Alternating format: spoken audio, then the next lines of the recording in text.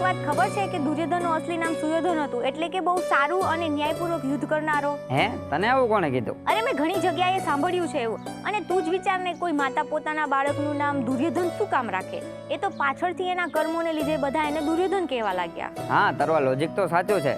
કેમ કે મહાભારતના ભીષ્મ પર્વ અને શલ્ય પર્વમાં પણ ઘણી જગ્યાએ એવો ઉલ્લેખ છે કે જ્યારે યુધિષ્ઠિર દુર્યોધનને સુયોધન કરીને સંબોધિત કરે છે. હા જોયું, હું એ જ તો કહું છું. ના ના, પણ ઊભી રહે, સિક્કાની બીજી બાજુ પણ છે. કેમ કે જ્યારે મહાભારતના આદિ પર્વમાં વેદવ્યાસ ધૃતરાષ્ટ્રના 100 પુત્રોનું વર્ણન કરે છે ત્યારે દુર્યોધનનું નામ દુર્યોધન જ કહે છે.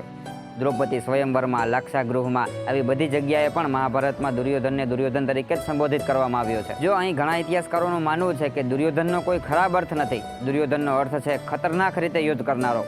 તો આ લોજિક પ્રમાણે તો નામ બરોબર જ છે. ઘણા ઇતિહાસકારોનું એવું પણ માનવું છે કે દુર્યોધનનો એક અર્થ કપટ કરીને યુદ્ધ કરનારો થાય છે. તો પછી એ સમયે યુધિષ્ઠિર જેવા લોકો દુર્યોધનને દુર્યોધન ન કહી સુયોધન તરીકે સંબોધિત કરતા.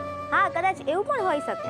અથવા તો સમય જતા પાછળથી આપણે સમજવામાં કોઈ ભૂલ થઈ, અથવા તો અપભ્રંશ થવાને લીધે આપણે દુર્યોધનનું સુયોધન અથવા તો સુર્યોધનનું દુર્યોધન કરી નાખ્યું.